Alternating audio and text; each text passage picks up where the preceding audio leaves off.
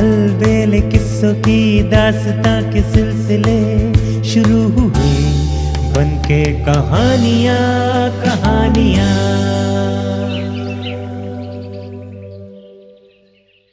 किस्सा चार दरवेश का। कहानी सन के नौजवान की। मेरे अजनबी मेहमान, मैं इस नीमरोज शहर के सुल्तान का इकलौता बेटा हूं। जब मेरा जन्म हुआ तो मेरे पिता ने ज्योतिषियों और नजूमियों को बुलाकर मेरा भविष्य पूछा।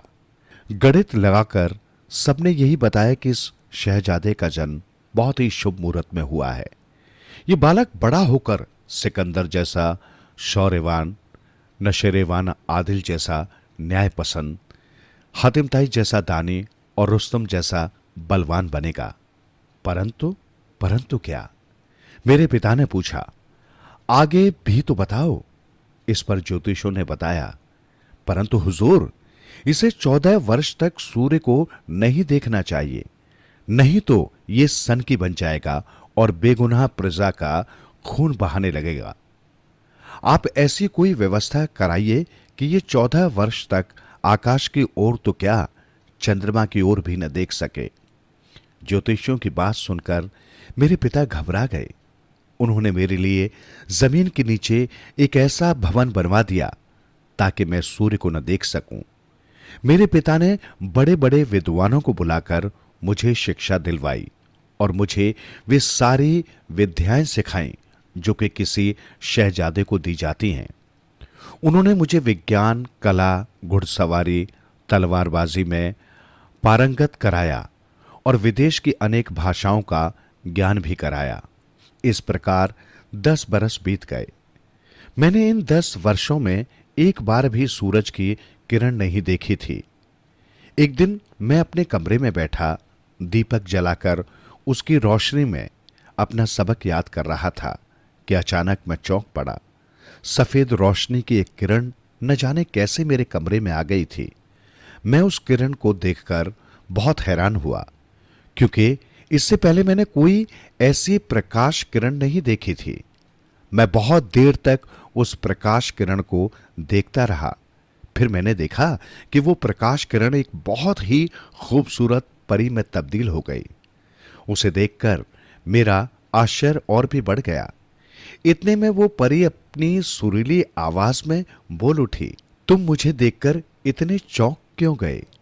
मैंने उससे पूछा, तुम कौन हो और प्रकाश किरण के इस रूप में कैसे बदल गई? वो मुस्कुराई और बोली, मैं जिन्नों के बादशाह की बेटी हूं। मैं यहां कई दिनों से आकर तुम्हें देख रही थी, पर मैंने तो तुम्हें पहली बार ही देखा है। मैं बोला। इस पर वो ठहाका लगाकर हंस पड़ी। बोली, हम जिन जब भी चाहे दूसरों की निगाहों से ओझल हो सकते हैं। मैं घंटों यहां बैठकर तुम्हें देखती रही हूं, आज तुम्हारे सामने प्रकट हो गई हूं। उसे देखकर मुझे न जाने क्या हो गया। मैं उसके रूप लावण्य में जैसे खो सा गया था। मेरी जबान गूंगी हो गई थी। मैं एकटक उसके चेहरे की ओर ताके जा रहा था। मेरी दशा पर जैसे आनंदित होती हुई वो मुस्कुराई और बोली, मैं तुम पर मोहित हो गई हूं शहजादे। जी चाहता है कि सदैव तुम्हारे पास ही रहूं, पर क्या करूं, मेरी विवशता है। मैं यहां ज्यादा देर तक ठहर नहीं सकती, मुझे जाना ही होगा। लेकिन जाने से पहले एक वादा तुझसे करती हूं कि मैं फिर आऊंगी, बस तुम मुझे भूलना नहीं। और फिर वो गायब हो गई। मैं देखता ही रह गया। उसके जाने के बाद मुझ में एक भयंकर परिवर्तन शुरू हुआ। मैंने पढ़ाई लिखाई और खाना पीना सब त्याग दिया और पागलपन में अपने बाल नोचने, कपड़े फाड़ने और जंगल की ओर भागने लगा। मेरी ऐसी दशा देखकर मेरे पिता घबरा गए। उन्होंने वैद्य, हकीम और ओझाओं को बुलवाया। उन्होंने अच्छी तरह मेरा निरीक्षण किया और फिर निराशा भरे स्वर में बोले, हुजूर आला, शहजादे का रोग हमारी समझ से बाहर है। हम इसका इलाज नहीं कर सकते। अब आप इसे खुदा के रहमो करम पर छोड़ दीजिए। ये सुनकर मेरे माता पिता दुख के सागर में डूब गए। मेरे पागलपन के दौरे बढ़ते ही जा रहे थे। तभी एक दिन एक व्यापारी मेरे पिता के दरबार में आया। उसने बताया, हिंदुस्तान में एक नदी के बीचों बीच एक पहाड़ी है, वहां एक जटाधारी सन्यासी ने महादेव का मंदिर बनवाया हुआ है। वो सन्यासी उसी मंदिर में रहता है। उसका नियम है कि सिर्फ शिवरात्रि के दिन वो बाहर आता है और अपने मंत्रों से दीन दुखी लोगों के दुख दूर करता है। हजारों रोगी उसके उपचार से अब तक ठीक हो चुके हैं। व्यापारी ने मेरे पिता को सुझाव दिया कि यदि शहजादे को वहां भेज दिया जाए तो ये ठीक हो सकता है। व्यापारी की बात मानकर मेरे पिता ने मुझे हिंदुस्तान भेजने की व्यवस्था कर दी। एक लंबी यात्रा के बाद हम हिंदुस्तान पहुंच गए। सौभाग्य की बात है कि उस दिन शिवरात्रि का ही दिन था। सन्यासी के हजारों भक्त वहां पहुंचे हुए थे। सन्यासी लोगों की तकलीफें सुनकर उनका उपचार कर रहा था। वो मंत्र पढ़ते हुए पीपल के पत्ते पर कुछ लिखकर रोगी को देता था। रोगी उसे लेकर चला जाता था। सब लोग एक कतार बनाकर उसके पास पहुंच रहे थे। मेरी बारी जब आई तो सन्यासी ने बहुत गौर से मेरे चेहरे का निरीक्षण किया और कहा, बेटा, तेरा रोग बहुत भयंकर है। तुझे 40 दिन तक मेरे पास ही रहना पड़ेगा, तभी तेरा उपचार कर पाऊंगा। मैं तो गया ही इलाज के लिए था, लिहाजा मैंने उसकी बात मंजूर कर ली और उसकी कुटिया में ही रहकर उसकी सेवा करने लगा। 40 दिन तक वो मेरा इलाज करता रहा। सन्यासी की दवाओं से मेरे शरीर में शक्ति तो जरूर आई थी, किंतु मेरी मानसिक अवस्था में कोई सुधार नहीं हुआ था। मेरी समझ में नहीं आ रहा था कि ऐसी हालत में मैं क्या करूं। एक दिन सन्यासी किसी काम से बाहर गया। मैं कुटिया में अकेला ही था। तभी मेरी निगाह कुटिया में रखी एक किताब पर पड़ी। मैंने वो किताब उठा ली और उसे पढ़ने लगा। उस किताब में संसार के सब शारीरिक और मानसिक रोगों को दूर करने की विधियां लिखी हुई थी। बहुत ही उपयोगी किताब थी वो। मैंने जल्दी जल्दी सारी किताब पढ़ डाली और उसमें लिखी रोगों की उपचार विधि को कंठस्थ कर लिया। देर रात गए जब सन्यासी अपनी कुटिया में लौटा तो उससे पहले ही मैंने वो किताब यथास्थान रख दी। अब मैं भी बहुत से रोगों की उपचार विधि जान चुका था। सन्यासी को इस बात का पता न चला। एक दिन जब वो रोगियों को देख रहा था तो मैं उसके समीप ही बैठा था। उसने एक रोगी को देखकर पीपल के पत्ते पर उसकी दवा लिखी। मैंने देखा तो वो दवा ठीक नहीं थी। मैंने सन्यासी को टोका, महाराज, इस रोग की ये दवा नहीं है, और फिर उसे सही दवा बता दी। मेरी बात सुनकर सन्यासी ने मुझे अजीब नजरों से घूरा और बाकी के रोगियों को देखना बंद कर तेजी से अपनी कुटिया में चला गया। कुछ समय बाद जब मैं कुटिया में पहुंचा तो मुझे वो मृत हालत में मिला। शायद वो जान चुका था कि मैं उसकी किताब को पढ़ चुका हूं। अपना रहस्य उजागर होने की उसे इतनी शर्मिंदगी हुई कि उसने अपनी जटाओं का फंदा बनाकर आत्महत्या कर ली थी। मुझे उसकी मृत्यु से बहुत दुख पहुंचा। सन्यासी की मृत्यु के बाद मैं भी उसकी कुटिया में रहता रहा। एक दिन वहां मुझे एक और किताब मिली जो जादू के विषय में थी। किताब में इस बात का वर्णन था कि भूत प्रेतों और जिन्नातों को कैसे वश में किया जा सकता है। वो किताब हासिल करके मेरी ताकत बहुत बढ़ गई। अब किसी भी भूत प्रेत को वश में करना मेरे लिए बहुत आसान हो गया। मैंने वो किताब ले ली और अपने आदमियों के साथ अपने वतन लौट आया। अब मैं पूरी तरह से स्वस्थ हो चुका था। मेरे पिता ये सब जानकर बहुत खुश हुए। अपने पिता से आग्रह करके अब मैं उसी भवन के तहखाने में रहने लगा और तंत्र मंत्र का प्रयोग करने लगा। 40वें दिन जोर की आंधी आई। आंधी इतनी भयंकर थी कि अनेक वृक्ष उखड़ गए, धरती दहलने लगी और नगर भर में अंधेरा छा गया। अचानक आंधी थम गई। मैंने देखा कि हवा में उड़ता हुआ एक तख्त मेरे कमरे में दाखिल हुआ। उस पर राजसी वस्त्रों में सुसज्जित एक रौबदार आदमी बैठा था। वो तख्त जब जमीन पर व्यवस्थित हो गया तो उस व्यक्ति ने कहा, मैं जिन्नों का राजा हूं। मुझे बताओ कि मंत्रों के द्वारा तुमने मुझे यहां क्यों बुलाया है। मैंने झुककर उसे सलाम किया और बोला, ऐ जिन्नों के राजा, तुम्हें कष्ट देने के लिए मैं तुमसे क्षमा चाहता हूं। बात यह है कि एक बार तुम्हारी बेटी मेरे पास आई थी। उसने मुझे वचन दिया था कि वो एक बार फिर आएगी, लेकिन वो दोबारा फिर नहीं आई। मुझे पहली नजर में उससे प्रेम हो गया था। अब हालत यह है कि मैं दिन रात उसके वियोग में तड़पता रहता हूं। मुझे अनेक प्रकार के मानसिक और शारीरिक रोग लग गए हैं। यदि तुम उसके साथ मेरा विवाह करा दो तो मैं सब रोगों से मुक्ति पा जाऊंगा। मेरी बात सुनकर जिन्नों का राजा गंभीर हो गया। कुछ पल सोचने के बाद उसने कहा, ऐ युवक, तेरा आग्रह उचित नहीं है। तू नहीं जानता कि हम जिन्नात आग से बने हैं और तुम मानव लोग मिट्टी से। भला कहीं आग और मिट्टी का भी मेल होता है? पर तेरा यह भी कहना है कि मेरी बेटी तुझसे मिलने का वादा कर गई है। हम जिन्नात वादे के बड़े पक्के होते हैं और अपना वादा हर हालत में निभाते हैं। मेरी बेटी भी शायद तुझसे प्रेम करती है, तभी तो फिर से मिलने का वादा कर गई है।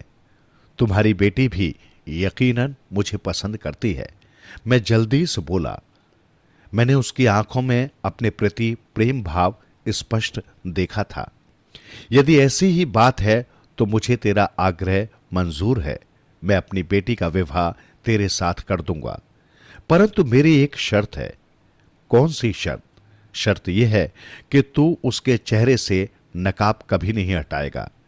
जिन्नों के राजा ने कहा, यदि तूने कभी ऐसी भूल की तो इस किताब से हाथ धो बैठेगा, जिसके कारण हम सब आज तेरे आज्ञाकारी हैं।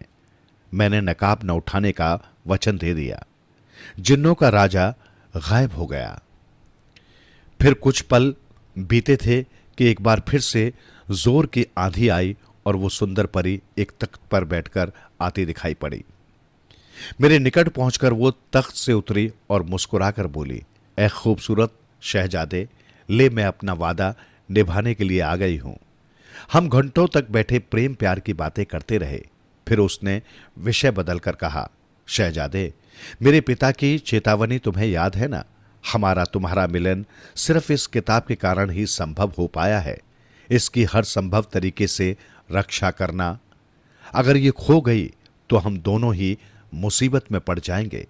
मैंने उसे विश्वास दिलाया कि मैं अपनी जान से भी बढ़कर इस किताब की रक्षा करूंगा, परंतु एक दिन मुझसे चूक हो ही गई और वो चूक मेरे लिए बहुत महंगी साबित हुई।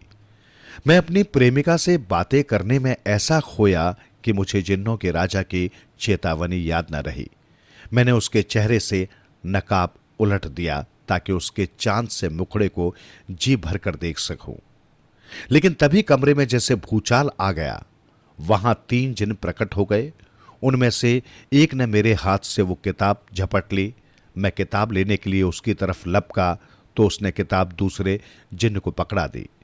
उसकी ओर लपका तो उसने तीसरे को किताब थमा दी, जो उसे लेकर गायब हो गया। मेरा गुस्सा 7वें आसमान पर जा पहुंचा।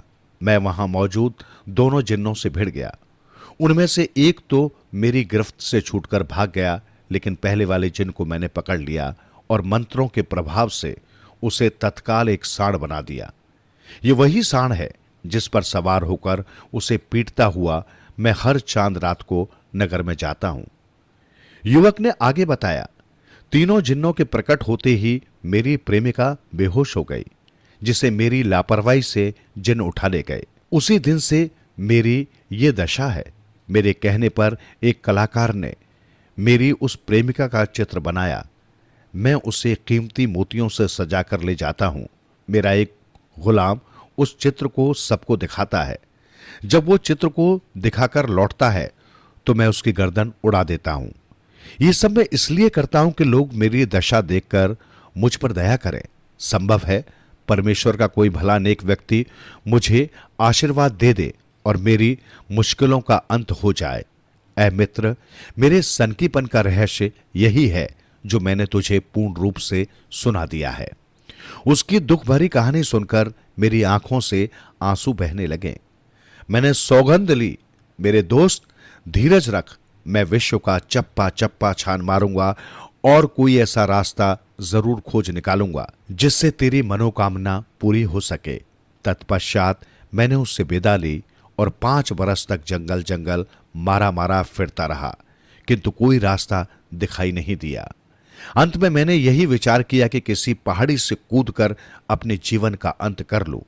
यही सोचकर मैं एक पहाड़ी पर चढ़ गया और नीचे गहरी खाई में कूदने ही वाला था कि एक खुदाई फरिश्ते ने मुझे पकड़कर पीछे खींच लिया और बोला, अरे मूर्ख, व्यर्थ में अपनी जान क्यों देता है? थोड़े ही समय में सफलता तेरे कदम चूमेगी।